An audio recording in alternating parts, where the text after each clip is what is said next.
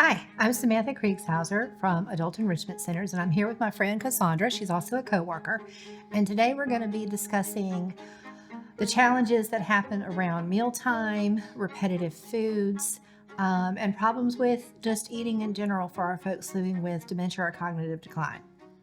So I would say probably one of the biggest concerns that caregivers may have would be repetitive foods. So your person, a loved one, only wants to eat the same thing or doesn't want to eat at all. What would you say about that? Well, a couple things. So depending on where they are in the disease, we lose our taste buds.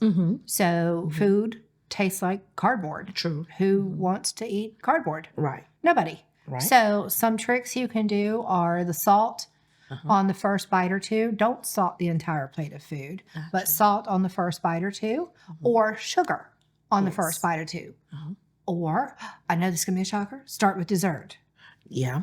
If you give them the sweet first, a lot of times then they'll go through and they'll eat everything else. But we've got to get those taste buds kind of woken up. Gotcha. And since that declines with Alzheimer's and dementia, then we need to do what we can. So, a little sprinkle of sugar or salt on the first bite, or start with dessert, or start with something that has a salty flavor already, and then introduce the other components of the meal. Other issues that come up are we forget all of the things that we did like. Okay. So I reach for the same thing every time because it's the one thing I can remember. It's familiar. And so there's a security in that familiarity. So I may only eat peanut butter sandwiches for the next 9 months. Okay. It's hard. It is. To say okay too. We want to make sure they have a balanced diet. Right. And we want to make sure they're not getting too much sugar, know? Right. And so our friends who like the sugar taste, family concern is, oh my gosh, all he wants to eat is candy and sweets and ice cream. And so he's going to become a diabetic. Right. You have to put that in perspective of this is a person who is already diagnosed with Alzheimer's or dementia. So essentially a terminal disease. Gotcha. So at the end of the day, do we want them to become a diabetic as well? No, obviously not. But it becomes about quality of life. And if this is what they will eat, then we have to get okay with as far down that road as we can go. I'm not saying feed your person all sugar. Don't leave here and think that's what I said. Okay, that they only have to eat jelly donuts. Right. But it shouldn't become, we don't want mealtime to become a battle zone. Okay, so if my person will only eat, then make sure it's got some protein in it. Maybe you buy better quality bread, or you do a reward system. If you eat this vegetable, I'll reward you with ice cream. Or we start with ice cream and say, okay, you've had your sweet, now let's do this. Right. Or we put protein in a milkshake. So they get their ice cream, they get their sugar rush, but we also put some protein in it. A lot of our seniors don't like the boost drinks or the Ensure shakes, but if you mix it with a little bit of ice cream and turn it into a regular shake and it tastes more like vanilla ice cream, I may drink that. Okay, so it comes about picking your battles, having those conversations. Also, it comes down to making dinner time as least combative as you can. So, if your loved one is living with you, and let's say you have kids at home, our person doesn't want to be different. Right. So I love these. These are melamine. So they look like real plates. They feel like real plates, but they do have a little lip on them, just a little bit, a little edge, so I can scoop up my food. So what's wrong with this plate for someone with cognitive decline? What do you see? Well, they may be interested in taking off all your beautiful flowers. Yes. That you have. They're not going to be able to tell the difference between the color of the flowers and the design on the plate versus where their food is. So you might need a solid color plate. Yes. Brightly colored plates, red has been known to help. But if it's early dementia, your person may not want a red plate when everybody else at the table has a white plate because they feel different. They feel isolated. So it comes down to testing. What works. They do make the plates that have the actual lip on them so that when you scoop with your fork or your spoon, it rolls it back into instead of off the plate. So you're not chasing peas and corn all over. But once again, if your person is aware enough that makes them feel different or childlike, Right. they may protest using that plate. Right. One thing, my dad has an eyesight issue. He's totally blind. So one of the things that we've done now is we set a complete table with a fork, a spoon, and a knife. Mm-hmm. So he can choose which utensil without feeling like I only gave him a spoon because he's not a baby. Mm-hmm. You know, so he can choose. Mm-hmm. If it's something like meat, he can stab with his fork and he does really well. But if it's corn, right, he needs a spoon because you can't stab corn the same way, and he was chasing it. True. So we set everybody's the same so that he doesn't feel singled out, Right. and it's appropriate. Right. The other thing that we do with him is we always have something in his hand, like bread, so that he can take it and he can push it up onto, Gotcha. and it's appropriate. It's socially appropriate to use bread to do that. Yeah. Mm-hmm. So in stage, you may be going down to using handheld food. Mm-hmm. So people are like, well, I can't feed them peanut butter every day. Well, one, you can. Nobody died from eating peanut butter and jelly every day. Mm-hmm. And two, you can put anything inside of a sandwich. You know, use a Hot Pocket. Yeah. You can take the pita bread. Yeah. And if you puff it open, Mm-hmm. like nuke it for just a second, it puffs open. Then you can cut a little hole in the top. You can literally fill it full of anything. And because it's filled in on the edges, it holds things. So they're not dropping all of the sandwich the components. utensil. Yeah. Mm-hmm. So think about a different way to do that. Some reasons your person may stop eating is texture. Mm-hmm. You know, you're experimenting again with taste and feel, how things feel in our mouth, and we're very tactile. Remember, we discussed that in an earlier show. Right. Texture is a thing. Oh, it's Lettuce, huge. lettuce may feel weird. You know, we may suddenly want oatmeal because it has that kind of thick, Gotcha. almost gummy type texture, or we may absolutely refuse oatmeal because it has that texture. Mm-hmm. We may want crunchy. So we eat dry cereal, but if you pour milk on it, suddenly I won't touch it. Right. It comes down to being a tactile experience as well. Mm-hmm. So my thoughts are make mealtime as easy on everybody as possible by serving things you know they like, not having a lot of conflicting noise and other things happening. You know, turn the TV off, turn the lights on, have a set time to sit down and do this. Once again, routine. Oh, yeah. So, you know, if we can have dinner at the same time or within that ballpark, and if we do it in the same way, get your person to help. Do you want to put the spoons on the table? How about if you put the napkins out? Involve them in the process.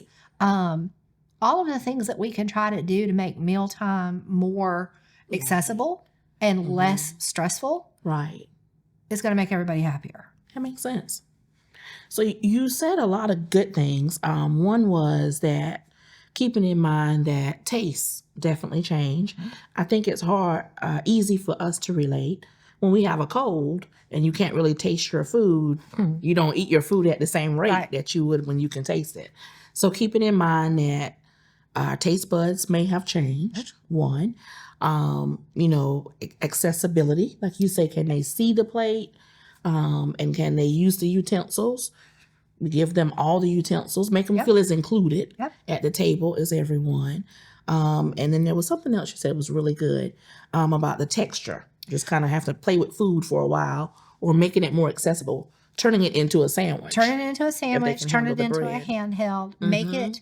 So a lot of times getting them to sit at the table for an entire meal is impossible. They want to wander and do their thing. And that's all related to the dementia. And it's got different causes. But a handheld is a lot easier to walk around with that. That's true. Or chips in a bag, you know, something like that. That makes less mess, if possible.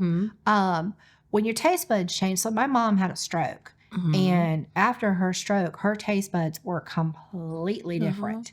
I had to stop serving shrimp and grits because the smell of shrimp, which she used to love, made her nauseous. My mama ate cantaloupe like crazy after the stroke. No cantaloupe. She didn't Could not want eat it. No. Couldn't handle the smell, the taste, or the texture. But she kept saying it felt funny in her mouth. And so cantaloupe had to come off of the family menu because everything was reset because the brain was reset, which is what's happening with dementia. The brain is resetting. So insisting that they still like something that they've always loved Changed. isn't going to get you anywhere except into an argument. Right. Go with where we are now. And this may be a time to experiment with new foods. They may be open to trying new things because they don't remember and the taste buds have changed. Yeah. And also, I think I've heard or we've talked before about maybe using a bowl. Yes. Could it be that it's too much on the plate at one time? So remember, eyesight changes. So in the end stage, late middle to end stage, I've now gone down to binocular vision. So when I can only see what's here on the plate. I don't see this because my eyesight is reduced. So sometimes you'll find a person that eats everything that's right here, but for whatever reason, they don't eat here. This is not true for everybody, but for some, if I turn the plate, now I see these foods and I'll eat them. You have to, it's a lot of trial and error and you have to be creative. Gotcha. And some days it works and some days it doesn't, which I feel like we say that a lot, but it's kind of true in the dementia world. We're open to just trying lots of new things. So, if you're noticing that they're only eating portions, then try rotating the plate. They may also eat less. Yes. Okay. So we tend to see either someone who overeats, and that's because the part of the brain that says you're full is no longer working. Okay. So I will literally eat endlessly. Continuously. Yes. So we have to break that up. Obviously, we don't want them to do that and be sick. Okay. And their body needs time to digest. Right. More of what we see as we're aging is people eat less and less. And families will say, well, she just wants to nibble all day. Well, remember, why do you need food? Food converts to energy. Calories convert to energy. As my brain is slowing down and only fueling essential processes like breathing and eyesight, I don't need as much fuel. So I don't need, my body is not telling me that I need more fuel. So I'm not hungry. And families are like, well, she's so tiny. She's losing weight. Unfortunately, they probably will, but it's because the body doesn't need the same amount of fuel that it did when I was, 55 and running around all over town. I'm doing less. And that's a hard one for families because, well, one, we're Southern. Oh, yeah. We feed everybody. You got a toe ache? Let's eat. That's right. Your head hurts? You probably need something to eat. That's when just you what stop we do. eating that something is wrong. Yes. Why are you And not so eating? we feed everybody. Well, you can't do that with someone with dementia or cognitive decline. They may not need it or want it. So you make it available. Have little snack packs. Offer things throughout the day, small bites, if that's what this person will take. But they may not ever sit down and eat a full big plate of food again. So you got to get okay with getting nutrition in smaller bites. It's good information. It's stressful for families. It really is. Because mealtime is a social time. And that's where a lot of families choose to come together. Right. And having someone with cognitive decline or Alzheimer's, mealtime can become a battle time. Okay, so what advice, what would you say for, we can't just center the whole day around eating. We usually have meal times or the length of time it may take a person to eat their food. So you have some people who gobble everything up and they're a choke risk because they're not actually taking time to chew or to swallow. So we do have to watch for that. And a lot of times folks with Alzheimer's do become more inclined to choking because things aren't functioning the way that they should. We have people who store food, what we call cheeking, and they hold it in their mouth. True. And they won't chew or swallow. It's almost like they've forgotten that they need to. So we have to be sure that when they're up walking around or when they leave the table, that we're not holding food. In our mouth. And that's a challenge for families because they don't understand it. It's very frustrating. Well, just chew it and swallow it. Right. You're telling me that, but I may not be processing what you're saying, and my body's not telling me to chew and swallow this. So that becomes a complicated issue. And we may need to talk to our doctor at that point because we don't want to be a choke hazard. Right. Some people take forever to eat. I am thinking of a client right now, and I can see him sitting in our center. And he was still wrapping up breakfast while we were prepping for lunch. There was no hurrying him. There was no, It was frustrating for his family. It was Of frustrating for staff. of course. And so what we started doing was serving him half of a breakfast. Okay.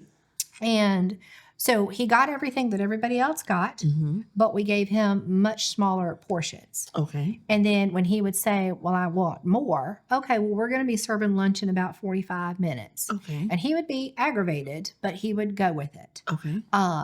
The same thing works. We had a member who ate everything on the plate in the first 4 minutes of sitting down. And so he was going for seconds before his body even had time to process he had chewed food. And so he's done when everybody else is just picking up their fork. Yeah. So we did the same thing with him. We served half of his meal and then made him wait a few minutes, gave him some more drink, asked him to go do something like help serve other tables, got him involved, and then brought him back. And he thought he was getting seconds. It was the same size portion as everyone else. We just divided it in half. So he felt like he had seconds, and that worked beautifully for quite some time. Good. So it's finding, be creative. Yeah. Do whatever you think is going to work for this person. But families, especially at dinner, because they have a routine. They got maybe kids in the house that need homework, bath time, all of that. And your person is still sitting at the table, still eating dinner, and you want to clean the kitchen and go to bed. And your person is still eating dinner. I know people who've tried timers. It didn't go well. Okay. Our person can tune that out and ignore that. Or one of them threw it. So, there was that. There you go. Smaller portion size, and then pick your battles. Yeah. Okay. Go on and do everything else, and your person is at the table. And you check in periodically. Yeah. And just know that it takes them longer. And they may need to be served first. Yes. If it's going to take a little bit longer. If you're going out to a restaurant, you may want to order like a children's size portion or a half portion, or go ahead and get the box delivered and say, we have to go. Once again, it's about being creative and picking your battles. Yeah, that makes sense. And it'll be an ongoing process. Always. It'll be an ongoing process. That's hard. It is. I like it. Awesome. All right. So we'll watch how we set the table, get them included as much as we can, be aware of textures, taste buds, they change over time. A lot for a caregiver to keep in mind. So it is a lot. It's a big job. Big job. Awesome. So today we were talking about meal times, repetitive foods, and some of the challenges that we face with our person living with Alzheimer's or dementia. Thank you for joining us. You can learn more at our website, www.adultenrichmentcenters.org, or follow our YouTube channel. And thank you for joining us.